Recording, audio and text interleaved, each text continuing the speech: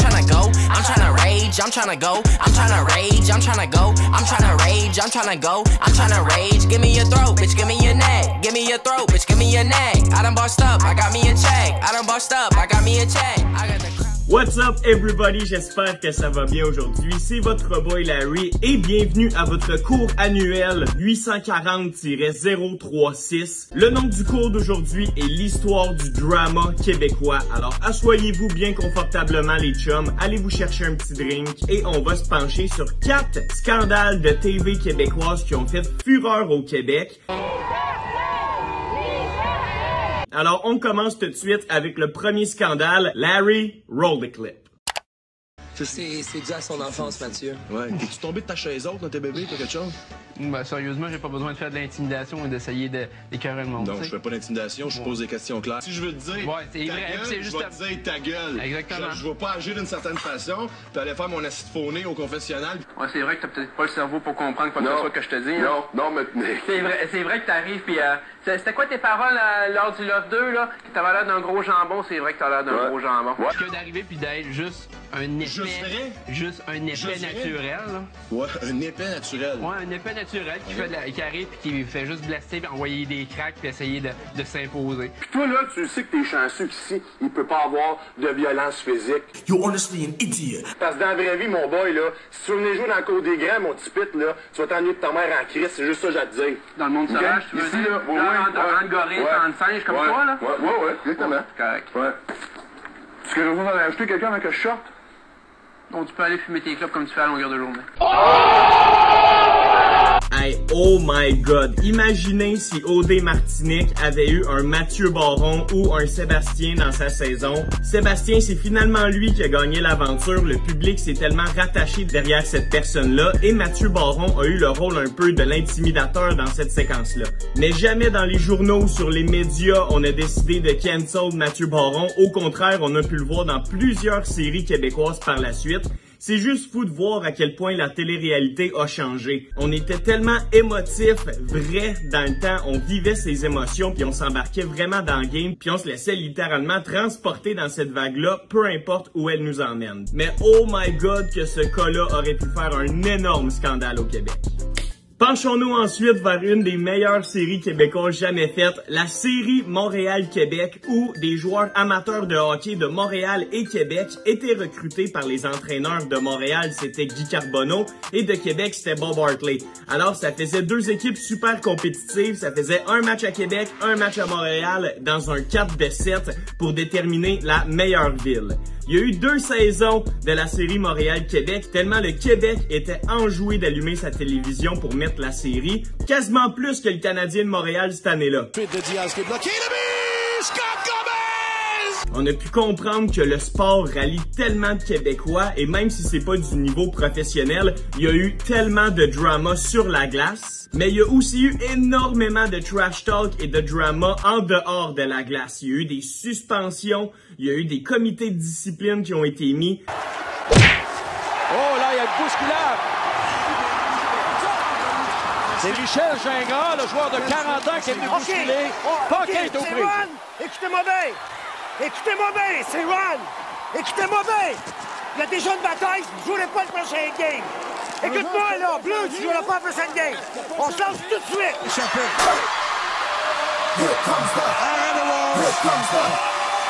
Et là, le gardien se précipite sur bousculade dans le coin de la patinoire! Bousculade dans le coin de la patinoire! Écoutez-moi bien, les boys! C'est la même chose! C'est la même chose que je vous ai dit! Un coup de poing au visage, c'est une suspension! OK, c'est fini! Jamais ça part, dans votre vestiaire! Là, il y a le sang qui vient d'appliquer un coup de poing. What are you going to say? What are you going to say?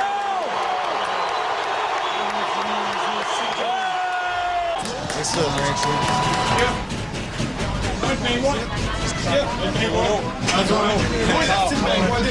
Rentre dans ta crise de charge. T'es le pire rapport au Québec de ce temps-là.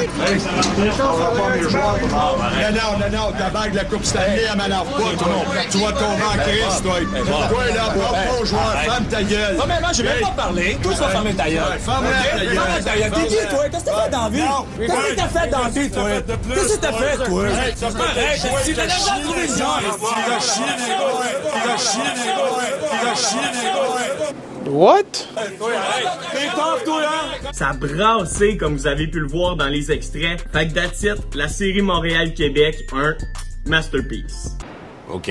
L'île de l'amour, saison 2. Un autre scandale qui est arrivé très récemment, c'est le Internet Gate de l'île de l'amour. Alors, je vous explique vite, il y a 3 candidats. Où est-ce qu'il est, le petit bonne? 2 bonnes aussi. Il y en a 3 qui sont impliqués là-dedans. Qui ont réussi à trouver une manière d'aller sur Internet pour se créer des faux comptes Instagram pour entrer en contact avec des amis et leur famille. Il y en a un là-dedans, toutefois, qui est allé communiquer avec une fille exclue des dernières semaines qui était supposée faire un gros comeback, mais, obviously, Carl, le gars en question, s'est fait spoiler et il a honnêtement gâché la plus grosse twist de la saison. Of course, ça s'est su dans la régie, donc les 3 gars ont été questionnés et les 3 avaient le même speech. On a juste parlé à nos familles. Par contre, la candidate exclue, je me rappelle plus de son nom, elle a dit, ben c'est pas vrai, Carl pis moi, on s'est envoyé plusieurs messages et il savait que je revenais dans l'aventure. Alors à ce moment-là, Nadé a demandé à tout le monde d'être vraiment franc avec elle et Carl n'a pas avoué avoir été en contact avec l'ancienne insulaire. On a eu accès à un téléphone de la production qui était déverrouillé côté Internet. On en a profité pour créer un Instagram. Là, présentement, c'est sorti dans les médias à Montréal. On est sorti comme la paix tricherie de l'histoire de l'île de l'amour. Je tiens à dire, puis je voulais tenir à faire cette explication-là pour quiconque ici pense qu'on essaie de tricher ou de nous avantager de quelconque façon dans le jeu. C'est absolument pas possible. Puis c'était pas dans nos intentions de toute façon. Je vais vous demander pour une dernière fois, est-ce que quoi que ce soit qui n'a pas été dit au sujet de vos contacts avec l'extérieur pendant votre séjour? C'est le moment ou jamais d'être honnête.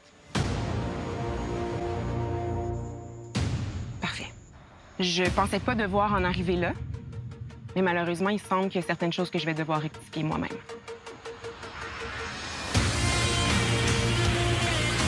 Oh, shit. It was at this moment that he knew. He fucked up. Alors, une forme de tricherie dans notre TV québécoise, ça brassait un peu de marde, mais semble que c'était pas si pire côté backlash médias sociaux. Peut-être que je me trompe, mais en faisant mes recherches, il y avait beaucoup moins d'articles là-dessus que sur l'intimidation à O.D. Martineck, par exemple. Alors, je sais pas si ça l'a passé un peu under the radar comme situation. Une forme de tricherie, mais écoutez, ça a créé du hype autour du show. On voulait toujours écouter l'épisode d'après pour voir s'il allait avoir des conséquences pour les 3 gars. Félicitations tout le monde, vous vous êtes rendus à la dernière heure de ce cours intensif 98.3-202. What?